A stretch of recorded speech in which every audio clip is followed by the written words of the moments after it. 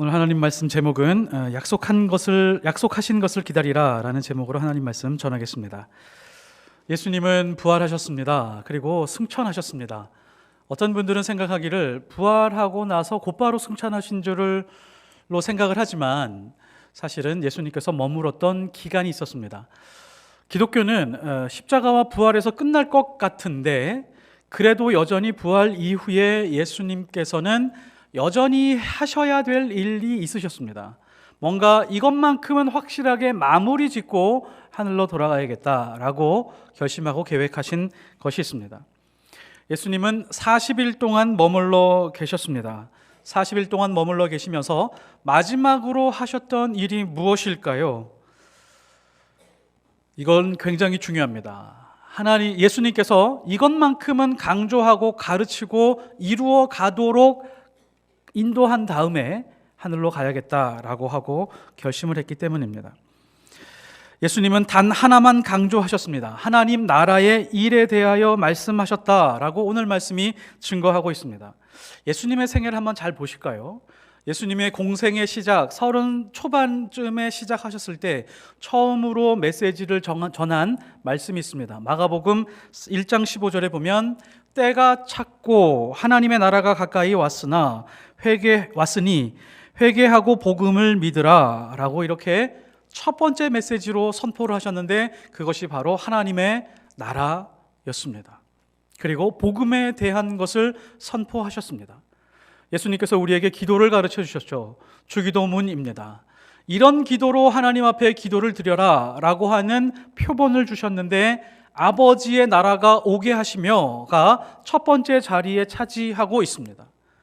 아버지의 나라가 오는 것은 굉장히 중요하다. 이 모든 것의 목적, 예수님이 오시고 십자가에 달리시고 부활하신 그 모든 목적을 이루는 것이 하나님 나라이기 때문에 아버지의 나라가 오게 해달라고 기도해라 라고 가르쳐 주신 겁니다.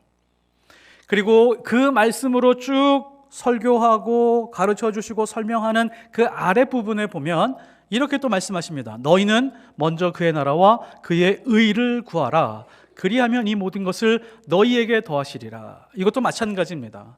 먼저 그의 나라를 구하라. 그리고 그의 의를 구하라. 하나님 나라에 대해서 계속해서 말씀해 주고 있습니다.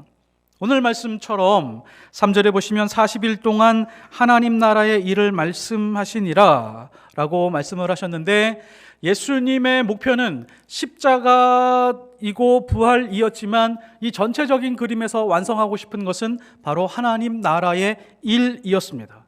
그 하나님 나라의 일의 바통을 지금 제자들에게 넘겨주는 작업을 하고 승천하시는 것입니다. 예수님은 이렇게 하나님 나라에 대해서 끊임없이 강조를 하셨는데 바울은 어땠을까요? 바울이 복음을 전하려고 온 생애와 온 힘을 다했었는데 바울이 전한 메시지가 무엇이었을까요? 사도행전에 보면 19장 8절 바울은 에베소에서 3개월 동안 머뭅니다. 거기서 3개월 동안 머물면서 강론한 것이 있는데 하나님 나라에 대하여 강론하였더라 라고 말합니다. 예수님은 40일 동안 가르쳤었던 그 내용을 조금 더 늘려서 90일 동안 한 2배 정도 더 확장해서 사도 바울이 하나님 나라에 대해서 강론했습니다. 사도 바울은 자기 생애 맨 끝에까지 전했었던 메시지가 무엇일까요? 이제 자기가 죽음을 얼마 앞두었다라고 하는 것을 알고 있었습니다. 자, 그 시점까지 사도 바울이 어떤 메시지를 전했는지 사도행전은 전해주고 있습니다. 사도행전 28장 31절 마지막 구절입니다. 하나님의 나라를 전파하며 주 예수 그리스도에 관한 모든 것을 담대하게 거침없이 가르치더라.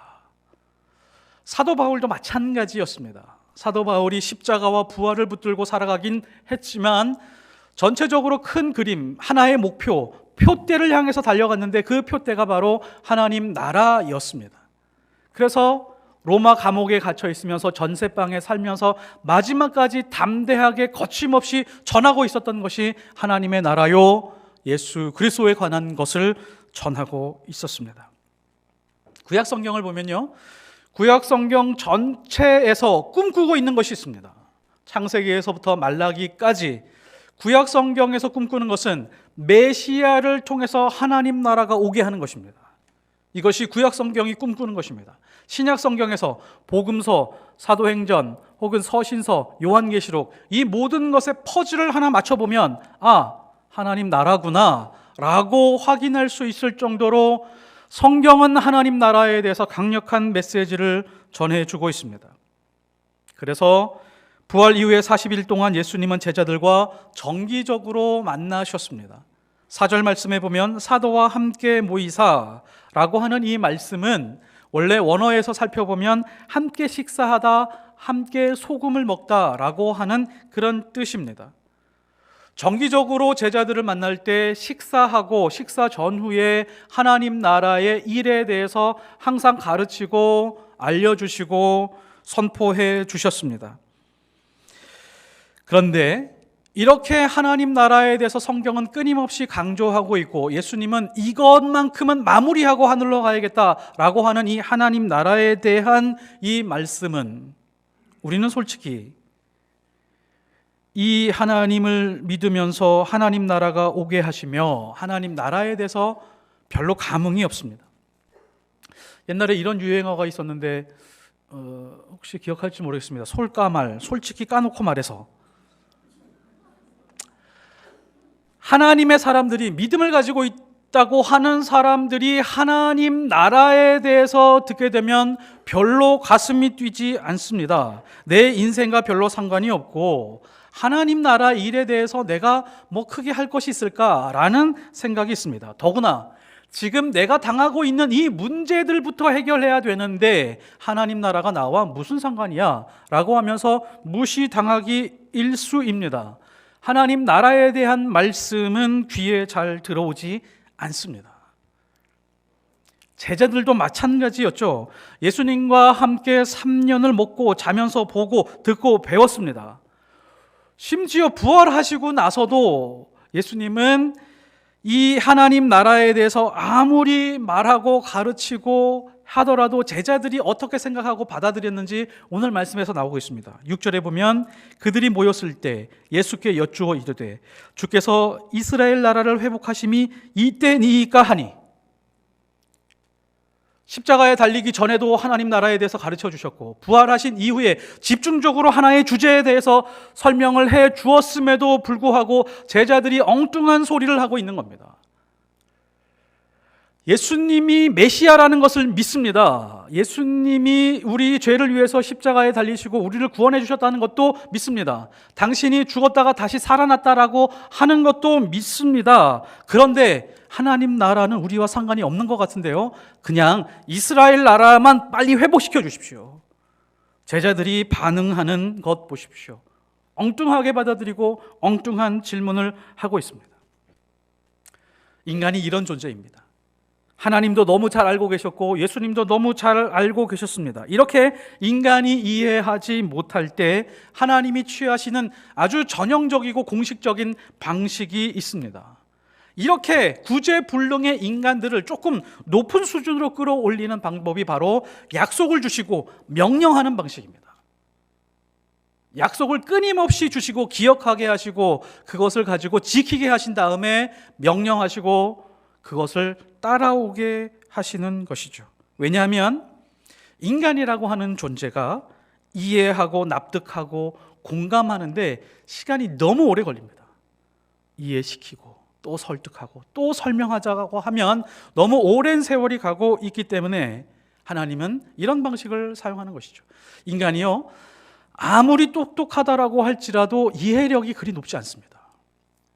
아무리 세계 최고의 대학을 나온다라고 할지라도 역사의 길이 남을 그런 학자라고 할지라도 사람의 마음을 잘 이해하지 못하고요, 서로에게 공감하지 못하는 존재가 바로 인간입니다. 그래서 하나님의 일을 이루어 가실 때 하나님께서는 항상 명령의 형태로 주십니다. 그래서 우리는 명령을 묵상하고 명령에 순종하면 하나님의 뜻을 더 빨리 파악하고 우리는 효율적으로 신앙생활을 할 수가 있습니다. 이 능력을 무엇이라고 하면 이순신의 능력이라고 합니다. 이순신의 능력이라고 하는 것은 이것입니다. 하나님이 나에게 주신 이 말씀에 대하여 할 수 있는 것은 순종하고 순종하기 어려운 것은 충분히 신뢰하는 것입니다. 이게 이순신의 능력입니다. 순종하고 신뢰하는 것. 오늘 말씀도 마찬가지입니다. 하나님의 일을 이루어 가야 되는데 이 일을 이루어 가게 하기 위하여 예수님은 제자들에게 명령의 형태로 아버지의 약속을 기억하게 하고 그 다음에 명령을 붙들게 만드십니다. 자, 오늘 말씀 1장 1절에서부터 8절까지는 우리가 너무 잘 아는 내용인데 어떤 말씀이 명령일까요? 어떤 말씀이 명령으로 주어졌을까요? 많은 사람들이 이렇게 생각합니다. 8절이 명령인 거다라고 생각을 합니다. 8절에 보시면 땅 끝까지 이르러 내 증인이 되리라. 이게 명령일까요? 명령 아닙니다. 내 증인이 되리라입니다. 어떤 원인에 의해서 드러난 결과, 어떤 원인 때문에 내가 증인이 되는 거지 나보고 증인이 되라 라고 이렇게 말씀하신 것이 아닙니다. 그러면 그 원인이 명령이 되겠죠. 또 어떤 사람은 5절이 명령이라고 생각할 수 있습니다. 성령으로 세례를 받으리라. 성경은 우리에게 받으리라라고 말했지 성령 세례 받으라라고 명령하지 않았습니다. 이것도 또한 그 앞에 어떤 원인, 그 원인을 붙들고 있으면 자연스럽게 드러나는 결과들이다. 자, 그 원인을 붙들고 있으면 성령으로 세례를 받게 되고 그 다음에 증인이 되리라 라고 자연스럽게 결과가 연결된다라고 하는 것이죠. 자, 그러면 명령이 무엇일까요? 사도와 함께 모이사 4절입니다. 그들에게 분부하여 이르시되 예루살렘을 떠나지 말라. 내게서 들은 바 아버지께서 약속하신 것을 기다리라. 구약 성경에서 하나님 아버지께서 이스라엘 백성을 이끌어 오시면서 끊임없이 해주신 약속이 있는데 그 약속을 기억하고 붙들어라. 그리고 나서 그 약속하신 것이 이제 곧 이루어지게 될 텐데 그것을 기다려라입니다. 약속하신 것이 무엇일까요? 그 약속하신 것, 그것은 바로 성령입니다. 도저히 변하지 않을 것 같은 인간을 변하게 하실 수 있는 분, 소의 힘줄보다도 더 고집이 세고 기적을 아무리 많이 보여주고 죽을 병에 걸렸는데 그걸 회복시켜 주었음에도 불구하고 그 은혜가 1년도 가지 못하는 그 인간들에게 필요한 분, 그 인간을 변화시켜 줄 수 있는 분, 그분 성령을 기다려라. 그분이 바로 예수의 영이신 성령이십니다. 누가복음은 시즌 1이고요. 사도행전은 시즌 2입니다. 시즌 1 누가복음 마지막 말씀도 동일합니다. 24장 29절에 보면 볼지어다 내가 내 아버지께서 약속하신 것을 너희에게 보내리니 너희는 위로부터 능력으로 입혀질 때까지 이 성에서 머물라 하시니라. 명령입니다. 이 성에서 머물러라. 왜요? 아버지께서 약속한 것이 있으니까 머물러라, 기다려라. 성령의 능력으로 덧입혀지게 될 거야 라고 하면서 우리에게 마지막으로 가르쳐 주신 것입니다. 여기에서 능력이라고 하는 것을 오해하면 안 됩니다. 사업을 잘하게 되는 능력 아닙니다. 공부를 잘하거나 세상에서 출세해서 유명해지는 능력도 아닙니다. 소심했던 사람이 갑자기 카리스마를 가져서 많은 사람들 앞에서 무언가를 전할 수 있는 것도 아닙니다. 바로 이순신의 능력입니다. 어떠한 상황에서도 하나님이 주신 말씀이라고 하면 완전하게 순종하고자 하는 의지와 결심, 그리고 하나님이 주신 그 말씀에 대해서 완전한 신뢰를 가지고 죽음의 자리라고 할지라도 걸어갈 수 있는 그런 힘, 그런 능력을 말합니다. 이것이 위로부터 오는 능력입니다. 두 번째는 하나님의 자녀들이 누군가를 만나서 하나님과 더 가까워지도록 이끌어가게 만드십니다.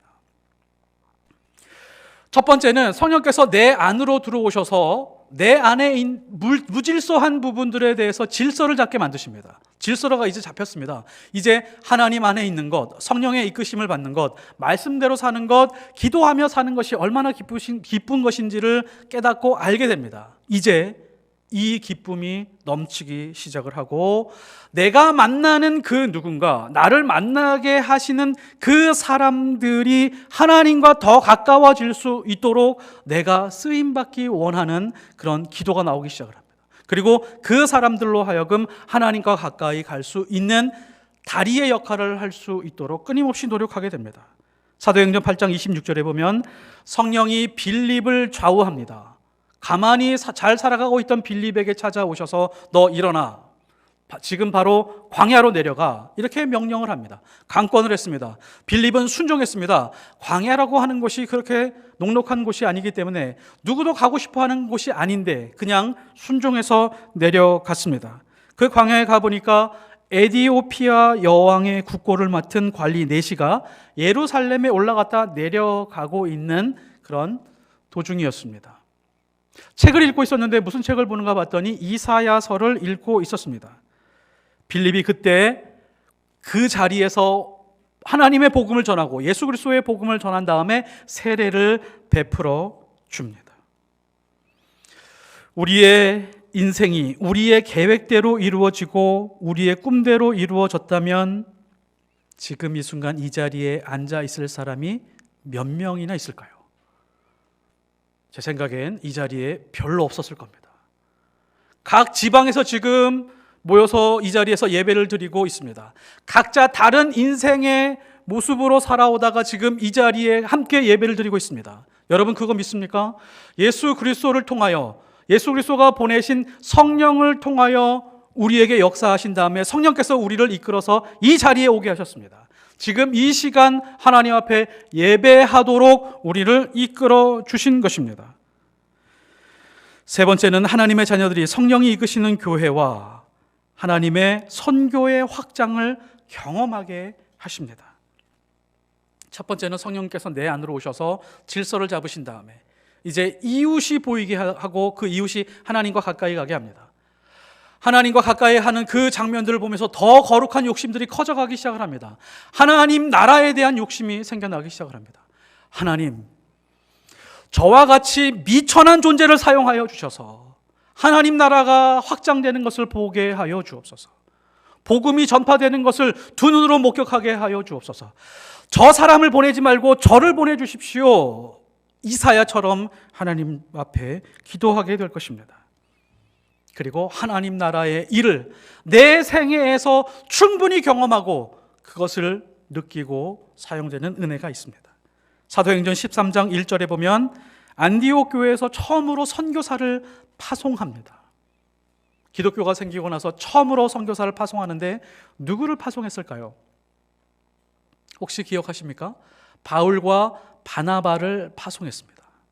첫 번째 선교사가 바울과 바나바였습니다. 성령이 강권했습니다. 자, 그런데 안디옥 교회가 있습니다. 이 안디옥 교회에서 당회나 운영위원회가 있었으면 자, 우리 선교사를 처음으로 파송합시다. 자, 우리 회의해 보시죠. 라고 했으면 누구를 파송하는 것이 유리했을까요? 아마 회의에서 다 한 목소리로 베드로와 요한이라고 말했을 것 같습니다. 왜냐하면 이 두 사람은 예수님에게 직접 사사받은 사람들입니다. 3년 동안 말씀을 듣고 기적을 보고 예수님이 어떤 말투로 어떤 식으로 사람들에게 접근했는지를 두 눈으로 목격한 사람들입니다. 충분히 실습이 된 사람들입니다. 그리고 베드로는 한 번 설교를 하면 3,000명이 회개했죠.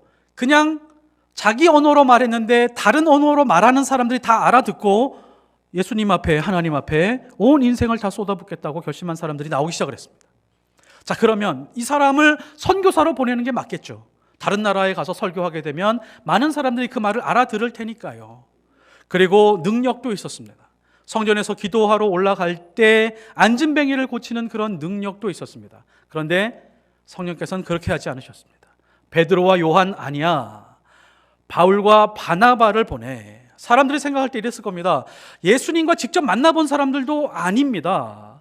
저 사람은 예수님에게 간접적으로 배운 사람들이고 잘 알지 못하는 사람들이 저 사람들을 보내면 정말 선교가 잘 될까요? 라고 하는 의구심이 있었지만 성령에 순종하여 바나바와 바울을 선교사로 보냈습니다. 그랬더니 어떻게 됐을까요? 놀라운 교회들, 많은 교회들이 세워지고 복음의 역사들이 일어나게 되었습니다. 우리는 말씀대로 살아간다고 주장할지라도 하나님 나라와 상관없는 모습으로 살아간다고 하면 우리는 잘못된 방향으로 가고 있는 것입니다. 성령께서는 하나님 나라에 관한 것을 가르치시고 고치시고 방향을 올바로 잡아가게 하십니다. 성령을 염두에 두고 있지 않은 선한 일이라고 하면 성령과 다른 방향으로 갈 수 있다는 것을 우리가 꼭 기억해야 될 것입니다. 말씀의 결론을 맺겠습니다. 우리는 하나님의 자녀입니다. 하나님의 자녀로서 부름을 받았습니다. 무엇을 위해서 부름을 받았을까요? 하나님의 나라의 일을 위해서 부름을 받았습니다.